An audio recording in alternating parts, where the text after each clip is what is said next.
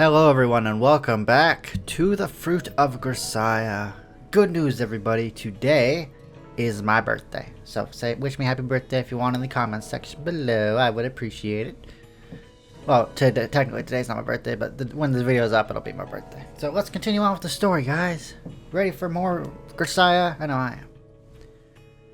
Kazuki guided me by the hand back out of the forest. When we returned to the camp, we found everyone gathered in front of the tents, discussing plans for the future and proposing escape strategies.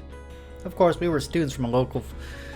Where did I get local from? Of course, we were students from a school for rich young ladies, with only the superficial appearance of maturity. Producing a perfect smile for a polite good day was the extent of the practical non-academic knowledge we gained there. As such experience wasn't exactly much use here, the majority of the ideas were unrealistic, founded on the assumption of the world would arrange themselves for our convenience. If anything, it could be called good fortune that a few halfway decent sounding thoughts were mixed in. For example, Sakuma's throwing his cell phone into the sky. However, the majority of these more worthwhile plans had already been tried out by the person who brought them up, and all with little success. In this life and death situation, everyone tossed out any idea that popped into their head, grasping at straws in a desperate search for hope. But when someone proposed we capture a bird and wrap a letter around its leg asking for help, Captain Sakashita finally lost her temper at the sheer absurdity. あなたたち、少しは真面目に考えたらどうなの？そんな、私たちだって必死に考えてその程度なの。小学生だってもう少しまともな意見を口にするわよ。それとも何？この次はどうやって鳥を捕まえるかという議題で話し合うつもり？何もそんな言い方しなくたって。確かに一番必死なのは坂下かもね。私たちよりまともな意見があるなら言えばいいのに。Oh no, everyone's turning on her. The sage whispers of her critics naturally reached Captain Sakashita's ears as they were intended to. あなたたち、言いたいことがあるならはっきりと言いなさいな。そんな陰口のように恥ずかしくはないの？ Captain Sakashita's irritated, impatient tone was no different from her usual scoldings during practice. But at that moment, we weren't in that usual situation, tucked away in our safe gymnasium. It was a life or death emergency, and everyone was frantic. At such times, people instinctively seek out someone to rely on. The more desperate the situation, the more we throw aside rank and title and turn to raw competence. It felt like many gazes were beginning to concentrate in Kazuki's general direction. I don't think it was just my imagination. Captain Sakashita seemed to have noticed it as well. Swallowed by what looked like an overwhelming surge of irritation, she abruptly grabbed a nearby fist-sized outcropping of rock, then squeezed it so hard her fingers turned white. This isn't good. We weren't going to achieve anything by continuing this attack on Captain Sakashita, and I think we all knew that. Even so, I understood the temptation to create a scapegoat. The irrational feeling that pushing all the bitterness and blame onto another would wipe away our own shortcomings, as if doing so would save us somehow. For most of the team members, the captain had become the scapegoat, and for the captain, it must have been Kazuki who filled the role.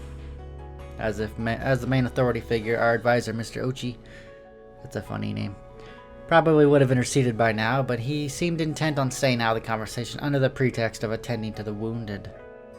He never made a habit of intervening in the team's quarrels, a policy typical of teachers at all female schools who know full well that what a nuisance it is to get caught in the crossfire of a schoolgirl's squabble.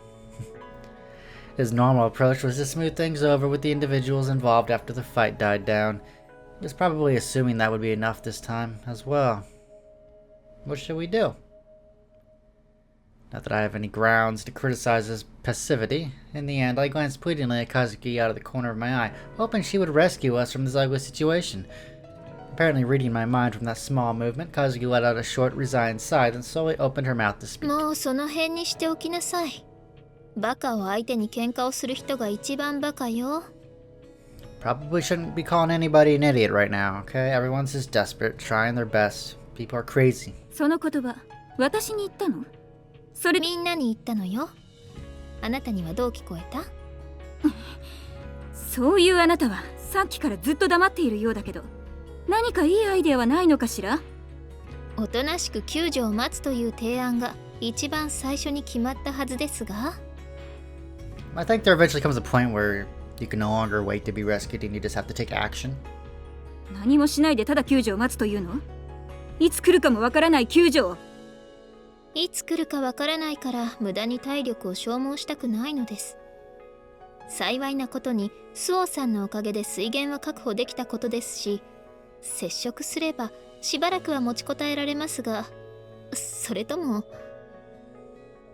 Kazuki covered her mouth with her hand and narrowed her eyes in apparent amusement. それとも以前私が申し上げたように一か八かの賭けに出てあの密林に足を踏み入れて脱出を試みますか？ As she spoke, Kazuki jerked her head in the direction of the overgrown humid jungle, sealing our only exit from the valley. Even from a distance, the tangled mass of plants exuded the indifferent menace of nature. それは。 The captain had emphatically shot down the suggestion only yesterday. Overturning that decision now was probably impossible. Cold sweat forming at my temples, I watched nervously as the captain's face changed color to an extremely disturbing shade of red. But in the next moment, Kazuki shot me a quick, suggestive glance. Oh, I get it. I abruptly jerked my hand in the air as if requesting the teacher's attention in the classroom. よろしいでしょうか？何かしら、スオさん。やっぱり部長がおっしゃったように、うかつに森に入るのは危険だと思います。それはもう誰もが理解していることよ。ですからとりあえず1週間この場で思いつく限りのアイデアを試しながら救助を待つというのはどうでしょう？どうして1週間なの？この手の遭難事故の場合、だいたい2週間で捜索が打ち切られるそうです。ですから1週間待ってみて救助が来ない場合は、その時にまたこちらから行動を起こすアイデアを話し合いましょう。それを今話し合っているのでしょ？あなた何を言っているの？それはどうして1週間後にも今日と同じ体力が残っていると思えるのかしら。不思議。何ですって？I turned my head slightly to the side and shot Kazuki a brief glance, not that she even noticed, judging from her unruffled, perfectly indifferent expression. いや、でもまあつまりはそういうことです。とにかく1週間思いつく限りの手段で SOS を発信しながら救助を待って、それでも救助が来なかったらその時の体力や食料事情に応じた対策を話し合いましょう。まあいいわ。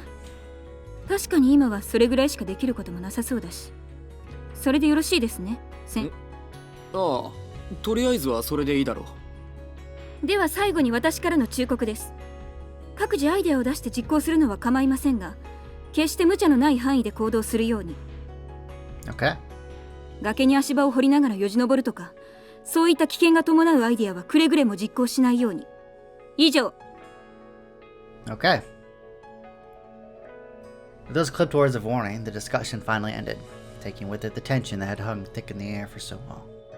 The rest of the group quickly broke up into their assigned pairs, whispering furtively to each other as they walked away from the meeting place. Of course, I was no exception. As Kazuki promptly stood up from her seat and made to leave, I chased after her and immediately offered a few words of complaint. ちょっと、さっきのはひどくない？あら、何のこと？また私に重要な発言を丸投げしたでしょ。私、和樹の腹話術人形じゃないんだからね。変ね。私、あなたに何か言えと命令した覚えは全くないのだけれど。言わなくてもわかるわよ。それに目で合図したじゃない。ええ、確かに合図は送ったけれど、まさかああも敏感に感じ取ってもらえるとは思ってもいなかったから、私もう嬉しくて。今日は一日ニコニコしていると思うけど、気持ち悪いとか思われないか心配だわ。Yeah, probably. なんかいろんな意味で気持ち悪いのは確かね。あまね、私はあなたがとても気に入ったわ。もし私が男なら間違いなくあなたにプロポーズしているわよ。やめてよ、私そっちの趣味ないし。ええ、大丈夫。私にも今のところそっちの趣味はないから。At the moment. 今のところって。You think, You think desires are gonna take over the group and everyone's gonna like les out or something? No, that's silly. Is she implying that there's a chance she'll swing that way in the future? まあ絶対にないとは言えないわね。だから私の心を先読みして会話をしないでよ。何にせよあなたのおかげで話がうまくまとまったのだから1000の感謝を送りたいわ。はあ、才ですか。そりゃよござん To して hear ね。 it. I've never seen that abbreviated before like that ever. それでもやはり残る懸念はあの部長ね。やっぱり私あの子が嫌いだわ。I don't think she can stand you, so you know what? Maybe you both should change for the better. はっきり言うな。確かにちょっと上から目線が鼻につくけど、基本的に悪い先輩ではないと思うけど。I mean, to be fair, Kazuki does the same thing at times, so she's not entirely innocent herself. While her tone tended to be harsh, her directions during practice were appropriate and reasonable, and she cared more about the members of her team than you might assume. Currently, she was in a far more taxing situation than captaining a school team could have possibly prepared her for. Taking that into consideration, you could say she was coping fairly calmly. 確かにそうかもしれない。でも仮にも部という一つの組織をまとめる長なのだから、せめてブレインストーミングぐらいは理解していてほしいのだけれど。A new Japanese word. Brainstorming is brainstorming in English. 何？ブレインストーミングよ。Ah, 何それ？ググりなさい。Google it. Really? は？ Really? 説明が面倒な時の合言葉よ。でもまあそうね。通信手段が途絶している今この場では酷な言葉ね。はあ。1、決めつけない。2、否定せずに何でも受け入れる。3、とにかく数を出す。4、結合する。つまりどんなにくだらない意見でも否定せずにとりあえず聞いてみて、一見して無駄のように思える意見でも他の意見と組み合わせることで有効な意見にできないかを考える。それがブレインストーミングよ。おお、なんか天才っぽい。 Geniusy. 茶化さないの。結構真面目な話をしているのだから。 Oh, now it's important. うん、ごめん。それで？さっきの話し合いで彼女は他人の意見に否定をぶつけるだけで何一つ建設的な意見は口にしなかったでしょ。そう、例えば火を起こしてのろしを上げるとか、いっそ森に火をつけるとか。そんな意見に彼女は何て答えたかし I ら？ don't know if burning on the forest would have been ideal. それは確かもう試してみて効果がなかったんじゃなかったっけ？のろしの煙は重なった木々の枝で分散されちゃうし、山火事の場合は冬場ならともかく、今の季節は森自体の湿度が高くてジメジメしてるから無理だって。そう。他にはどんな意見があったかしら？次はメール送信状態の携帯電話を崖の上に投げ込む？それも佐久間先輩が何度も試して失敗しているわね。Yeah, that's not gonna work. 他は？テントのシートを材料にしてタコを作ってあげるとか、鳥を捕まえて足に手紙を結びつけるとか。 I think that one's far-fetched. あら、何か思いついた？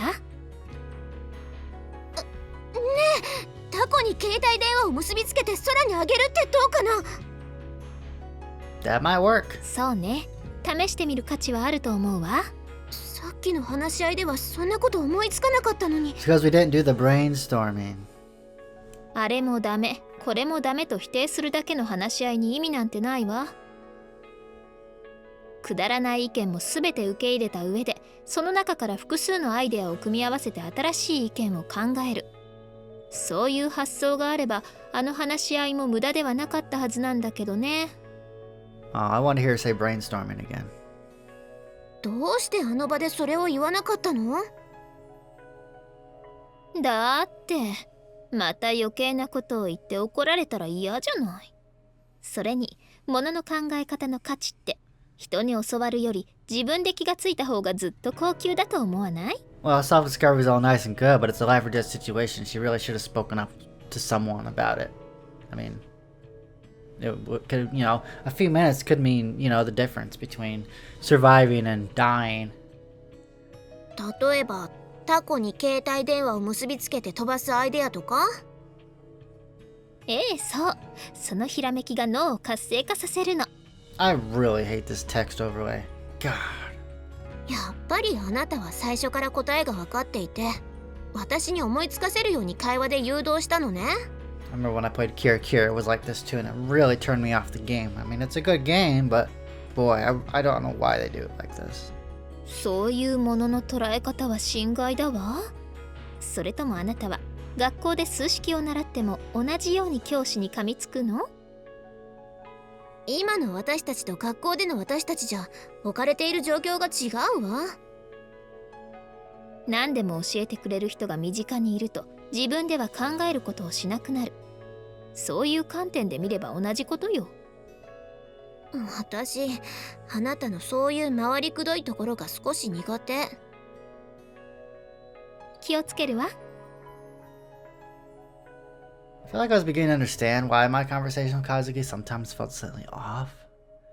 The discussions I had with this girl reminded me strongly of a classroom dialogue between a teacher and a student. She never revealed the answers immediately, instead dropping vague, indirect hints. She clearly regarded those with no desire to learn as unworthy of her wisdom. In other words, very much like a veteran professor, an aging department head with a knowing smile. Kazuki designed to consider the matter seriously. Might she be able to find a way out of this whole mess in the blink of an eye? The more I thought about it, the more these little lessons of Kazuki seemed like an indirect way of rubbing my nose in my inferiority. The implied message was, "You're incompetent." Frankly, it kind of pissed me off. Since I was really incompetent, I couldn't come up with any biting comebacks, which pissed me off even worse. I had an itching desire to show her up somehow. But what could I possibly hope to defeat her at? Alright, if nothing else, I'm probably a better cook. Everyone has their own strengths, I guess. Yeah, there was a pretty good chance I could teach her a lesson or two in that area. I lashed onto that trifling point of superiority, imagining Kazuki fumbling on helplessly in the kitchen under my wry supervision. "Geez, you're all thumbs, Kazuki," and all that. Before I knew it, there was a smile on my face. All of a sudden, this aggravating young woman looked like a cute little girl. I was slightly exasperated at my own simple-mindedness. I quickly put the culinary skills in question to use, whipping up our meager breakfast. As Kazuki and I were choking it down, I ended up telling her about that little daydream. その単純さこそが人が自殺をしないためのシステムよ。Joke's on you. No, just kidding. Amane jumps off a cliff or something. Oh god, that'd be horrible. She responded with these pretty much incomprehensible sentences. That and a gentle smile. What the heck is with this girl anyway? Well, whatever. I finished my breakfast. It hadn't exactly filled my stomach and inspired a burst of energy for the day to come, but I nonetheless decided to take a little positive action by proposing the kite cell phone idea to the captain. あなたもなの？ What do you mean, what, you two? どういう意味です？そのアイデアを私のところに持ち込んだのはあなたが初めてではないという意味。Oh, nice. そうなんですか。Yeah, I guess anybody could come up with that one. 同じ実験を2つすることに意味はないし、他のアイデアを思いついたらまた来なさい。わかりました。You're kind of cold. I've been feeling a little proud of myself for coming up with a decent idea. For some reason, I felt as though my achievement had been pulled out from under me. I trudged back to the tent, my shoulders drooping, and told Kazuki about the outcome. There was another pair that hit on the exact same idea. Of course, Kanede and Komori had participated in the same discussion and had the same information to work from. It wasn't that strange a coincidence. Indeed, Kazuki showed no surprise whatsoever. Quite the opposite. She nodded her head with the words, "Ah, I figured as much." And from what she told me, something called reminiscence was likely at work here. レミニセンスというのはつまり情報を得た直後より一定の時間が経過してからの方が記憶の関連付けが進行する分早期や連結発想がしやすくなるという現象ね。また難しい話をしようとしている？そうね。専門的な話をすると長くなるし、やめておきましょう。ぜひそうしてください。それで、何か他のアイデアは思いついた？ Nope. タコをあげて発見してもらうというのは、他者の視覚に訴えかける通信、つまり光媒体の通信だよね。ええ、そうね。携帯電話を使うのはそのまんま電波通信でしょ？はあ、つまりそういうこと？もしかして私が今から言おうとしたこともう分かっちゃった？音による通信の可能性？なんだ、やっぱりバレてた。いいえ、私も今あなたの話で気がついたのよ。つまりバスのクラクションを鳴らすとか、そういった聴覚に訴えかける大音量装置による通信でしょ？うん、そうそう、そんな感じ。まさかとは思うけど、みんなで大きな声で叫ぶとか考えていたわけではないわよね。それは考えていたんだ。はいはい、考えてましたよ。どうせ私はアホですよ。発想の着眼点は悪くないわよ。誰かに先を越される前に部長に報告してみたら？ We'll show up those other members of the team by coming up with the idea first. 一応報告はするけど、きっと私でなくても誰かが思いつくアイデアよね。Sometimes the simplest ideas are the best ones. 言ったでしょ？そういった小さな発想の積み重ねが新しいアイデアにつながるのよ。まあそれはわかるんだけどね。一つ思いついたらすぐに報告ってのもなんか頭悪いかなって。You think there's a way we could attach the bus to a kite? That'd really surprise everybody. だったらもう一つアイデアを用意したら？例えばそうね、あまり現実味はないけれど発想の一つとしてデジタル通信の可能性とかはどうかしら？デジタル通信？例えばそう、森に行ってこう長い木の枝を何本も集めて、それを縦に連結していけば理論上は何百メートルだろうと長い棒が作れるでしょ？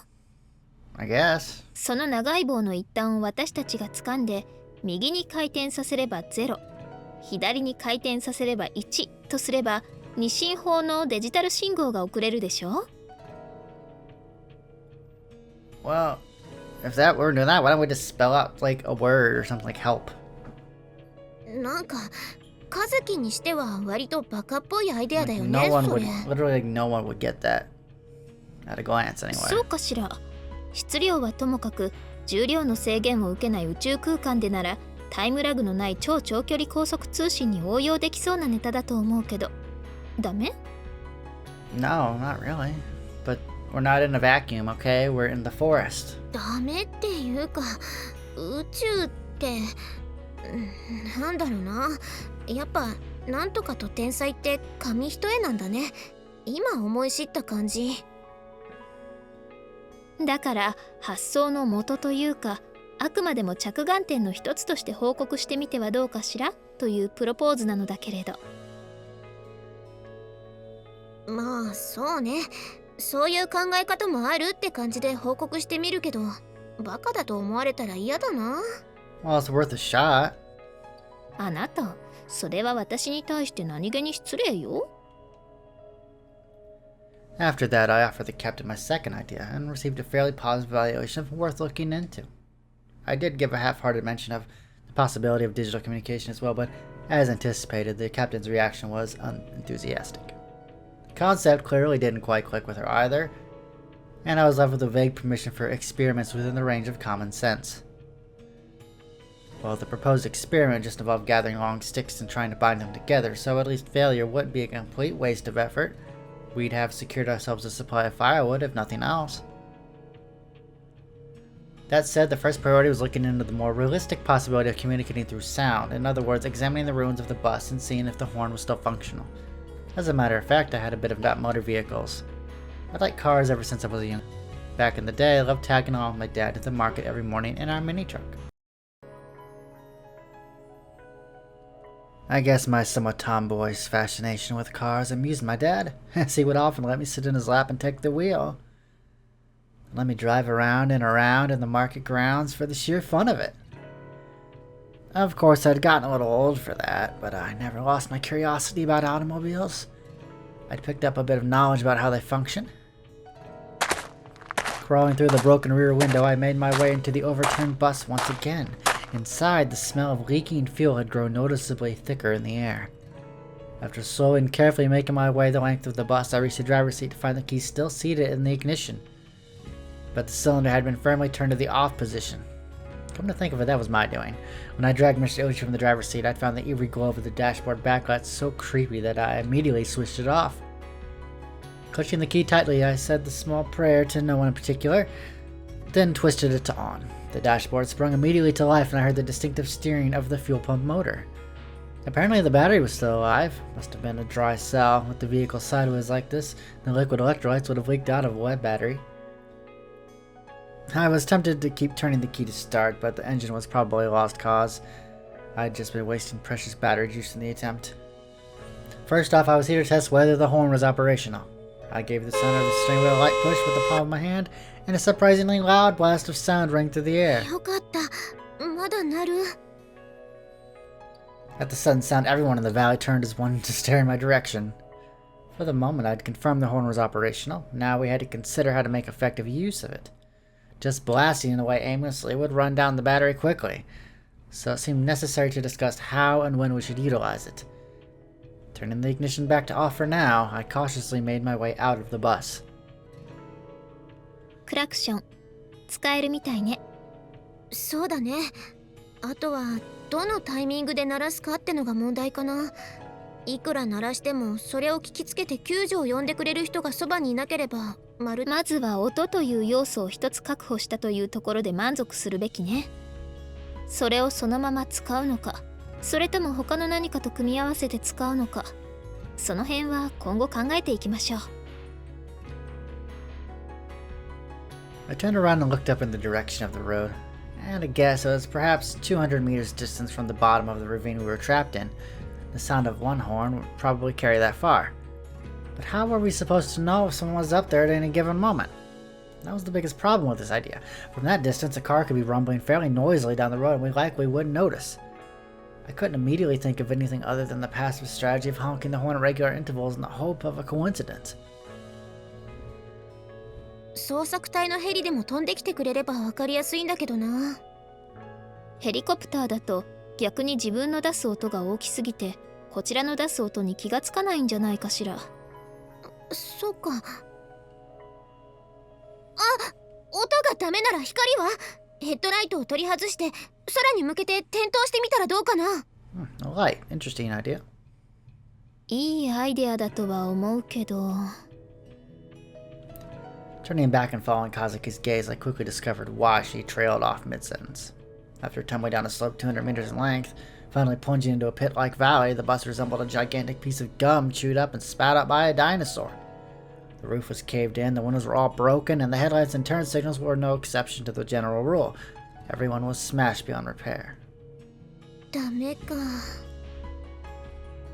室内灯とかテールランプの一つも生き残っていれば何かの役に立つかもしれないし。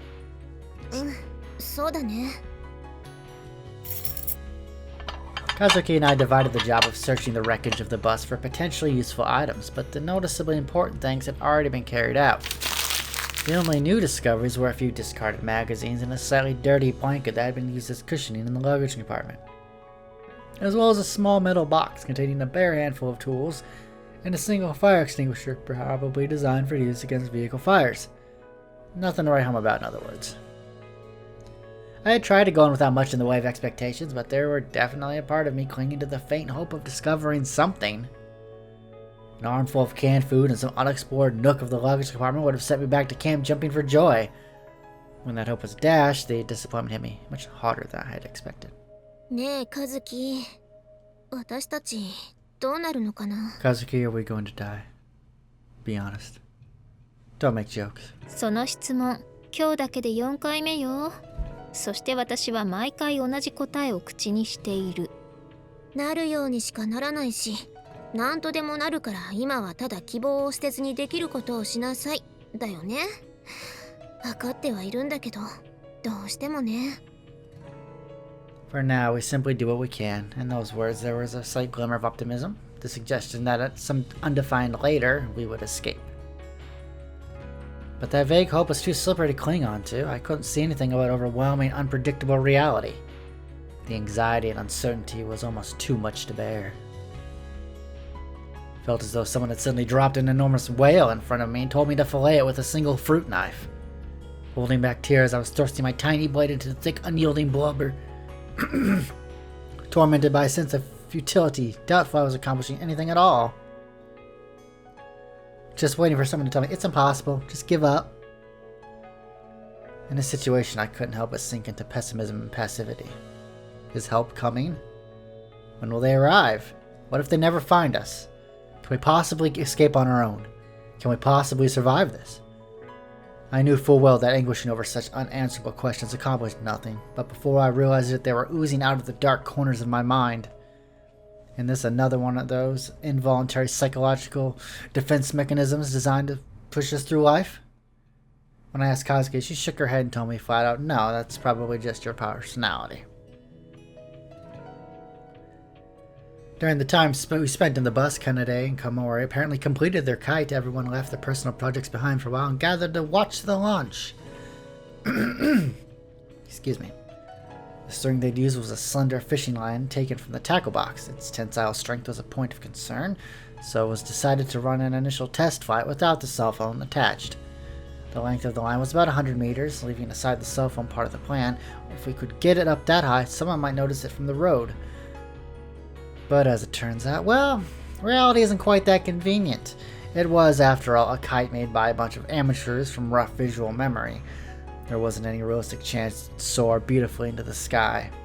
After many failed launches, the makeshift kite ended up crashing to the ground and falling to pieces.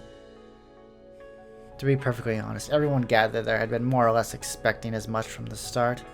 Even the girls who constructed it. Failure didn't inspire any wailing or gnashing of teeth.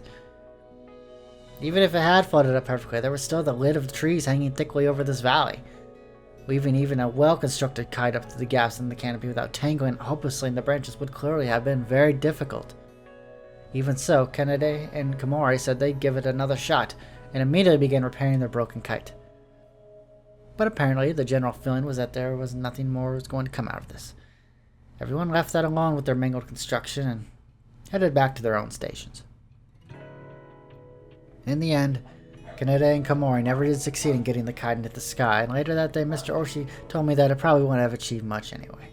We were geographically quite close to the town Mr. Oshii had been born and raised in, and from what he said, the cell phone reception in the whole area was notoriously awful. What's more, take a look at the map. There was a nicely paved national highway running straight through this region, but we'd fallen while driving down an old back road. Apparently, it wasn't a frequent use when Mr. Oshii was a student here, but nowadays almost no one takes it without some specific and compelling reason. He'd chosen it as a detour, concerned about traffic on the highway heading home. Unfortunately, the entrance to the road was narrow and conspicuous, and because of the poor condition of the surface, it was sealed off every time heavy rain fell. As a result, the traffic was extremely light. In the first place, we wouldn't have plunged off the road if there had been a proper guardrail on that tight curve. Even if we got a cell phone well above the cliff, there's a good chance it wouldn't pick up a signal. I thought we should probably pass on this information to Kanade and Komori, who were even then absorbed in repairing their almost certainly useless kite. When I suggested as much, however, Kazuki frowned and told me to let it be. Rather than wasting effort on a losing bet, wouldn't it be more effective to have them try not something else? I mean... In response to that question, Kazuki smirked slightly, cocked her head slightly to the side, and asked me if I was willing to hear her out on a bit of complicated stuff. The light, mocking body language of hers was getting on my nerves, but I agreed to listen. After stressing my request for the clear and concise version, of course. 私たちがここに来てまだ2日目よ。今はまだ拡散期です。つまり、今は多くの無駄を重ねて加減を学ぶ時期なの。放っておいてもそのうち勝手に学んで無駄をしなくなるわよ。To summarize, we were newborn infants relative to this environment. We needed to be allowed to wail, wriggle around aimlessly, and pop things into our mouths. Otherwise, our maturation process would be kipperal, apparently. I sort of understood what Kazuki was getting at, but when I thought about how those two would feel when they discovered their hard work had been in vain, I couldn't help but want to let them know. Turning my back on Kazuki, I walked over to Kanade-senpai. She was perched on a moderately sized rock, her brow furrowed with earnest concentration as she tried to untangle a complex clump of fishing line. あ、うん、まあ知ってたよ。Alright guys, I'm going to leave it off here, and I will see you in the next episode. Remember, if you liked the video, and subscribe if you want to see more Grisaia. Take it easy, everybody.